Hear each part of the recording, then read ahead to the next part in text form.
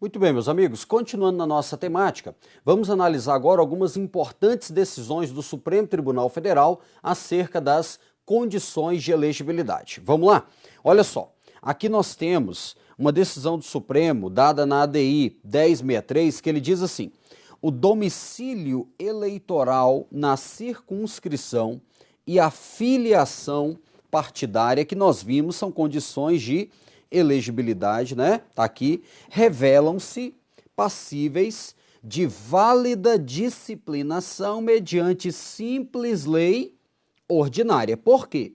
O 14, parágrafo 3º diz que as condições de elegibilidade serão tratadas na forma da lei.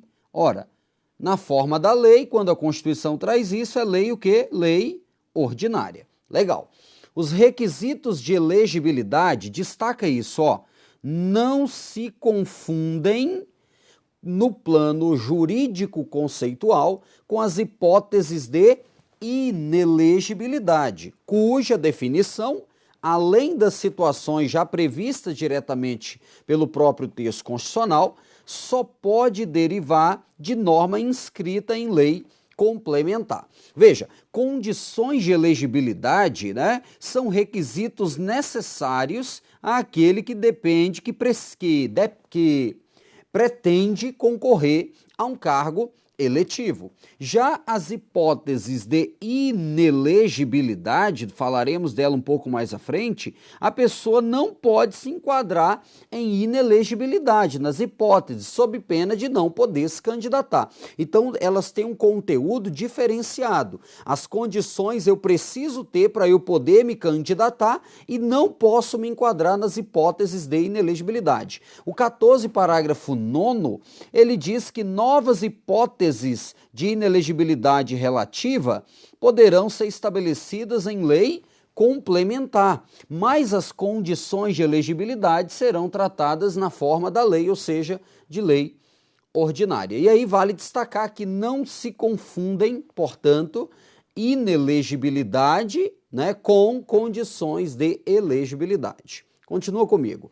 A questão da infidelidade partidária, o reconhecimento da justa causa para a transferência de partido político afasta a perda do mandato eletivo por infidelidade partidária. Contudo, ela não transfere ao novo partido o direito à sucessão à vaga. Porque veja, vimos que a filiação partidária, né? Ela é uma das condições de elegibilidade. Com base nisso, Supremo e o TSE têm entendido que o mandato pertencem ao partido. Se a pessoa, se o candidato, se o parlamentar tiver uma justa causa, ele pode trocar de partido sem perda do mandato. Então, se ele está sendo perseguido, se houve uma mudança radical na ideologia, por exemplo, do partido, isso pode ser visto como uma justa causa para a transferência. Porém, o Supremo disse o quê? Ainda que a justa causa afaste a perda do mandato, isso não transfere ao novo partido o direito à sucessão à vaga. A sucessão à vaga continua com o partido originário. Ainda dentro dessa linha, o quociente partidário para o preenchimento de cargos vagos é definido em função da coligação, contemplando seus candidatos mais votados independentemente dos partidos aos quais são filiados. Regra que deve ser mantida para a convocação de suplente, pois eles, como os eleitos, formam lista única de votação nominal, que em ordem decrescente representa a vontade do eleitorado. Aqui a questão é, surgiu uma vaga, a suplência daquela vaga vai ser do partido ou da coligação? O Supremo entende que, se foi feita a coligação à época da eleição, essa regra da coligação, essa lista formada pela coligação, deve ser observada também na questão da suplência da vaga. Então, havendo vaga, quem vai ser? O suplente do partido ou o suplente da coligação? O Supremo entende que vai preencher o suplente da coligação. Agora, nós vamos tratar do tema privação de direitos políticos, que está no artigo 15 do texto constitucional. Vale destacar que falar de privação de direitos políticos, nós estamos falando de hipóteses de direitos políticos, o quê? Negativos. Direitos políticos negativos. Falar de privação de direitos políticos, nós precisamos destacar 3 situações. Quando a gente faz a leitura do artigo 15, nós vamos encontrar 3 situações. O tema cassação de direitos políticos, o tema perda de direitos políticos e o tema suspensão de direitos políticos. Então, esses 3 temas, eles permeiam o estudo da privação dos direitos políticos. A primeira ideia, que já de plano deve ser destacada, é que não pode haver cassação de direitos políticos. A cassação de direitos políticos é a retirada arbitrária dos direitos políticos. É o Estado, de forma arbitrária, retirar direitos políticos das pessoas. Ora, nós estamos em um Estado democrático de direito e também temos o princípio do devido processo legal, segundo o qual ninguém será privado de seus bens ou de sua liberdade sem o devido processo legal. Então, não cabem atos arbitrários em um Estado democrático de direito. Então, cassação não pode haver. Já ocorreu isso? Sim. Por exemplo, na época da ditadura militar, ocorria. Contudo, com a vigência da Carta de 88, expressamente não pode haver cassação de direitos políticos. É comum ouvir-se falar cassação de mandato, quando o artigo 55 da Constituição Federal traz as hipóteses de perda de mandato, né? E aí muitos autores usam o nome cassação. Uma coisa seria essa, em tese, cassação do mandato, outra cassação de direitos políticos. Lembrando, não pode haver cassação de direitos políticos. Porém, o artigo 15 admite a perda e admite a suspensão dos direitos políticos. Então, pode haver a perda e pode haver também a suspensão. Legal.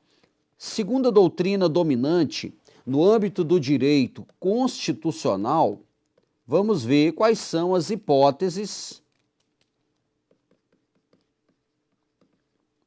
de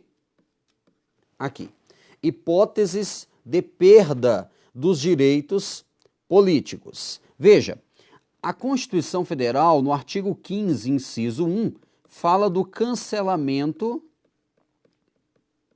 da naturalização. Lembra que o artigo 12, parágrafo 4º, diz que a naturalização pode ser cancelada por decisão judicial em virtude de uma atividade nociva ao interesse nacional. Então, cancelamento de naturalização, lembrando que aqui depende de decisão judicial transitada em julgado. Então, no artigo 15, inciso 1, nós temos a primeira hipótese de cassação de direitos políticos. Por quê? Perdão, de perda de direitos políticos. Por quê? Porque cancelando a naturalização, a pessoa volta à condição de estrangeiro, e o estrangeiro, em regra, não tem direitos políticos no Brasil. Então, cancelar a naturalização gera perda dos direitos políticos. A doutrina dominante no âmbito do direito constitucional também diz que o artigo 15, inciso 4, que é aquela hipótese de recusa, vou até colocar assim, recusa de cumprir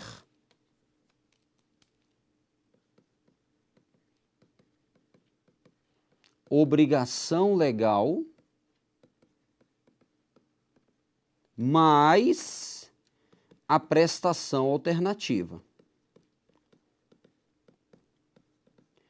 Que é a ideia da escusa de consciência. A pessoa alega consciência ou crença para não cumprir uma obrigação legal a todos imposta, E também, veja o mais, se ela descumprir as duas, a obrigação principal e também descumprir a prestação alternativa, poderá haver perda de direitos políticos. Segundo a doutrina dominante, vou colocar aqui, ó. Isso aqui, vou colocar bem aqui uma notinha. É a doutrina dominante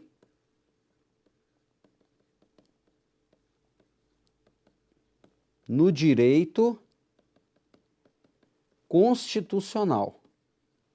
Agora fica atento, fica atento.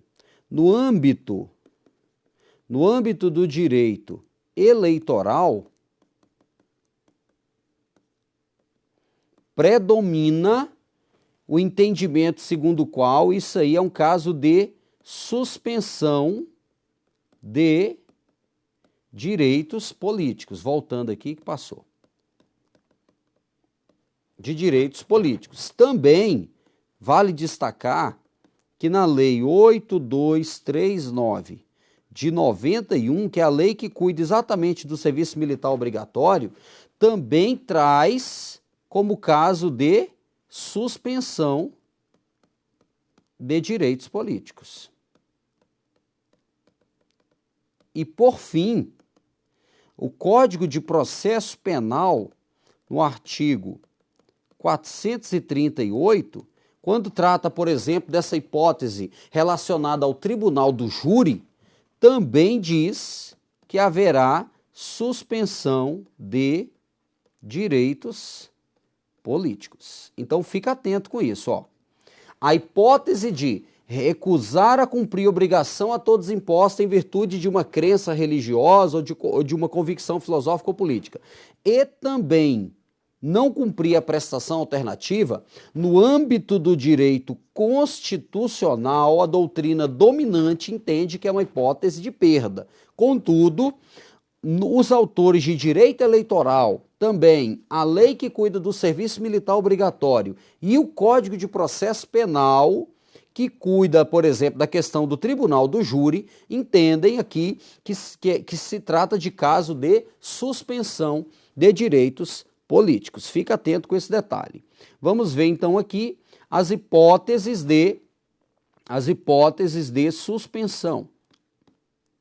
Ora, se a doutrina dominante diz que o inciso 1 e 4 são hipóteses de perda, então nós vamos colocar aqui o 15.2, o 15.3 e o 15.5 são hipóteses de suspensão. A primeira é a incapacidade civil absoluta, conforme previsão lá do artigo 3º do Código Civil. Nós temos também a condenação criminal, transitada em julgado enquanto durar os efeitos, e temos a improbidade administrativa. Improbidade administrativa, conforme previsão lá do artigo 37, parágrafo 4º. Lembrando que a improbidade gera suspensão de direitos políticos e perda da função pública. Então, olha só, essa é a posição que eu te mostrei dominante no âmbito do direito constitucional. Fica atento quanto à questão do direito eleitoral e também do direito processual penal. Então, segundo a doutrina dominante, a questão da escusa de consciência e também a recusa em cumprir prestação alternativa no âmbito do direito constitucional prevalece o entendimento segundo o qual essa hipótese gera a perda de direitos políticos. Lembrando, cassação não pode haver. A principal diferença entre perda e suspensão reside no fato de que, na perda, não há uma definição de prazo. Já na suspensão, eu sei exatamente quando começa a privação e quando termina.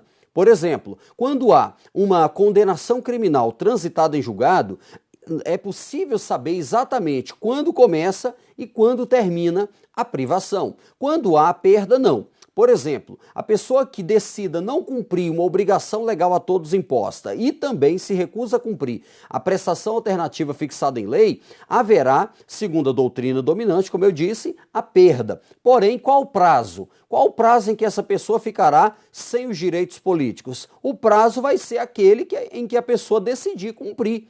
Ora, a justiça vai decretar a perda dos direitos políticos e o prazo vai ser o prazo que a pessoa ficar sem cumprir aquela obrigação. Se ela ficar, por exemplo, 6 meses sem direitos políticos, 1 ano, 2, 5 anos, enfim, depende da pessoa que não está querendo cumprir a obrigação principal e também se recusando a cumprir a prestação alternativa fixada em lei. Fechando, a cassação não pode haver, mas pode haver perda e suspensão dos direitos políticos. Legal? Tudo bem? Joga aqui na tela comigo, vamos continuar. Olha só, aqui nós temos algumas decisões do Supremo importantes sobre isso. A substituição de pena privativa de liberdade por restritiva de direitos, isso não impede o quê? A suspensão de direito político. No julgamento do RE 179502, firmou-se entendimento no Supremo no sentido de que não é o recolhimento do condenado à prisão que justifica a suspensão de seus direitos políticos, mas o juízo de reprovabilidade expressa a condenação. Veja, isso é importantíssimo. A suspensão dos direitos políticos, ela não decorre da prisão, decorre da condenação penal transitada em julgado. Isso também é importante porque muitas vezes é comum a gente ouvir a pessoa dizendo, o preso, ele está com direito político suspenso. Não necessariamente, porque os presos provisórios, ou seja, aqueles que ainda não tiverem em seu desfavor uma sentença penal transitada em julgado, em tese, estão com os direitos políticos ativos. O que gera suspensão não é a prisão, o que gera suspensão é a condenação criminal transitada em julgado. E nessa decisão e outras que o Supremo tem nesse sentido, o que ele disse? Houve a substituição da pena privativa de liberdade por uma pena restritiva de direitos. Porém, decorre de uma condenação criminal transitada em julgado. Então, os direitos políticos permanecem suspensos enquanto durar os efeitos da condenação. Legal? Tudo bem? Continua aqui comigo, vamos lá? Olha só, a perda do mandato parlamentar, no caso em pauta, deriva do preceito constitucional que impõe a suspensão ou a cassação. Aqui está falando de cassação, mas é no sentido amplo. Na verdade, a gente viu que a Constituição expressamente não admite cassação. Admite o quê? Perda e suspensão. Vamos lá. A perda do mandato parlamentar, no caso em pauta, deriva do preceito constitucional que impõe suspensão ou cassação de direitos políticos. Questão de ordem resolvida, no sentido de que, determinada a suspensão de direitos políticos, a suspensão ou a perda do cargo são medidas decorrentes do julgado e imediatamente exequíveis após o trânsito em julgado da condenação criminal, sendo desimportante para a conclusão o exercício ou não de cargo eletivo no momento do julgamento. Então, nessa decisão do Supremo Tribunal Federal e também, no mesmo sentido, na ação penal 470, nessas duas ações penais, envolvia a questão do parlamentar, condenação criminal do parlamentar, gerando suspensão de direitos políticos, e a discussão era se esse cara perdia ou não o mandato já como efeito imediato da condenação criminal. E o Supremo entendeu aqui que sim, que a condenação criminal transitada em julgado gerava suspensão de direito político e, em consequência, o quê? A perda do mandato. Esse julgamento, por exemplo, esse último foi em junho de 2013. Porém, em agosto de 2013, o Supremo decidiu assim, em relação ao mandato de senador da República, por maioria decidiu se pela aplicação do 55.6 e parágrafo 2º da Carta, segundo o qual a deliberação compete à Casa Legislativa. Nesse ponto ficaram vencidos os ministros Marco Aurélio, Gilmar Mendes, Celso de Mello e Joaquim Barbosa, que votaram pela imediata perda do mandato com o trânsito em julgado da condenação. Perceba, então, que no julgamento em junho de 2013, o Supremo entendeu que a condenação criminal transitada em julgado gerava perda do mandato. Já nessa de agosto de 2013, houve uma mudança de entendimento e aí entendeu, por maioria apertada, o Supremo entendeu que a decisão deveria ficar a cargo da Casa Legislativa. O 55.6 e parágrafo 2º vai dizer exatamente que a condenação, a perda do mandato decorrente de condenação criminal transitada em julgado deve ser decidida pela Casa e não somente declarada, mas decidida. Então fica atento com essa questão. Agora, nós vamos analisar as hipóteses de inelegibilidade. Estão no artigo 14, parágrafos 4º até o parágrafo 9º. Primeira coisa, quando a gente fala de inelegibilidade, a inelegibilidade é a ausência da capacidade eleitoral ativa ou passiva? Passiva. Porque lembra, a capacidade passiva é a que permite a candidatura, a elegibilidade. Inelegível é quem não pode se candidatar. Então, a inelegibilidade é a ausência da capacidade eleitoral passiva.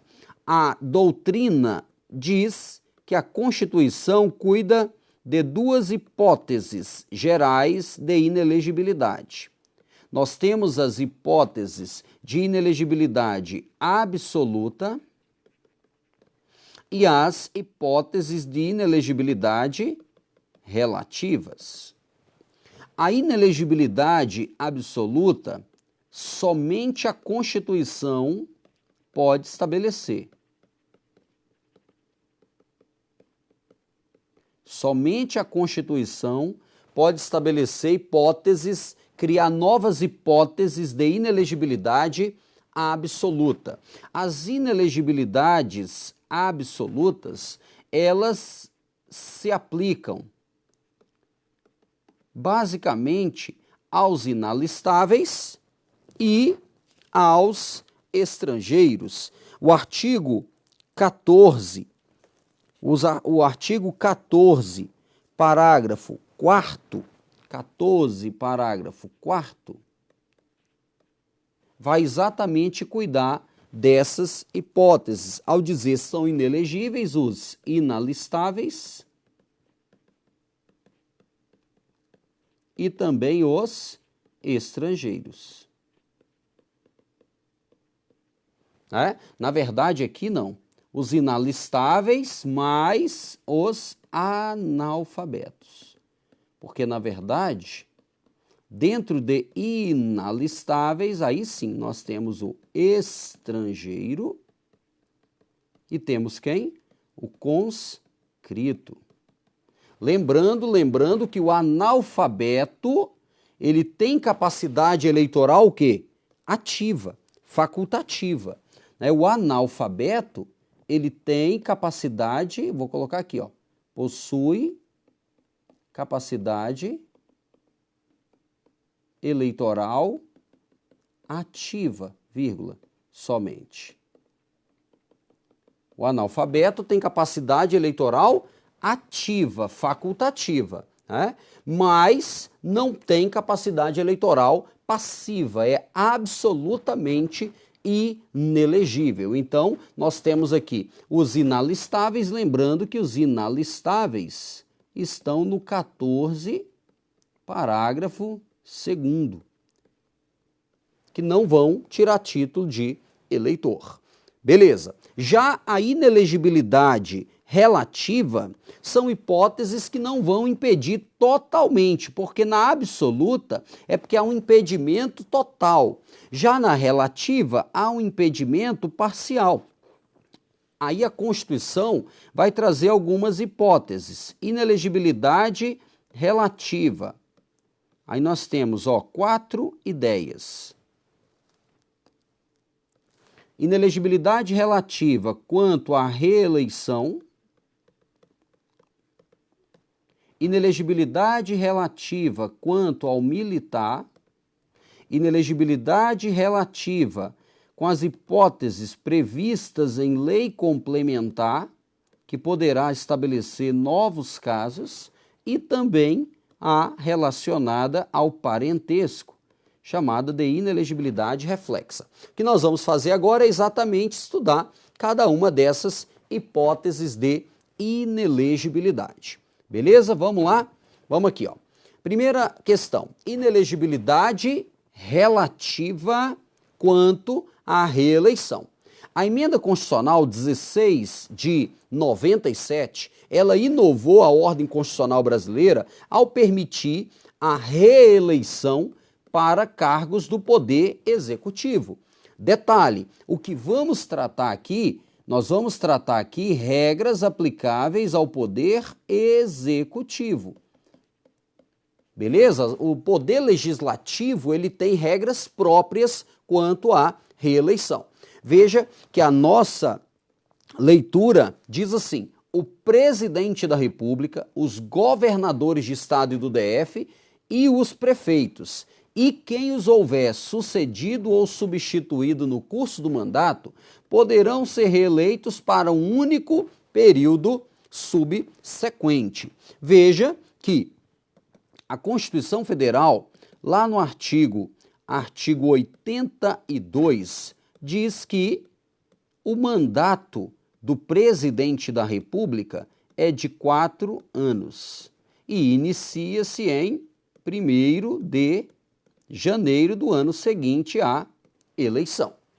O mandato é de 4 anos. A emenda constitucional 16 de 97 admitiu o quê? A reeleição. Quantas? Uma reeleição para o período subsequente. Para período subsequente. Perceba que reeleição pressupõe continuidade. Então, o que não se admite são, por exemplo, 3 mandatos de governador subsequente, 3 mandatos de prefeitos subsequentes. Isso não pode, mas nada impede, por exemplo, que a pessoa exerça um mandato, outro mandato, fique um período fora e depois volte. Isso é permitido. O que não se admite é mandato para o mesmo cargo. Isso não pode. Então fica atento. Então o cara pode ser eleito, reeleito, fica um período fora, depois ele pode ser eleito novamente. O que não se admite são reeleições subsequentes, no caso, mais de uma reeleição. Detalhe, aqui está dizendo que essa regra vale para o presidente, para o governador, para os prefeitos e para quem os haja sucedido. E aí a pessoa é prefeito também, ou presidente ou governador, porque sucessão é o presidente faleceu, precisa de um sucessor, ou substituído no curso do mandato. Eles poderão ser reeleitos para um único período subsequente, né? Agora, detalhe, no caso do poder legislativo, o caso de senador, o caso de deputado e vereador, aí, ó, nós temos que ficar atento, porque não há limite à reeleição. Não há limites à reeleição nesses casos aqui. Beleza? Então, ó, vamos terminar nossa aula por aqui. Na próxima aula, continuamos com as hipóteses de inelegibilidade. Legal? Até lá, te espero.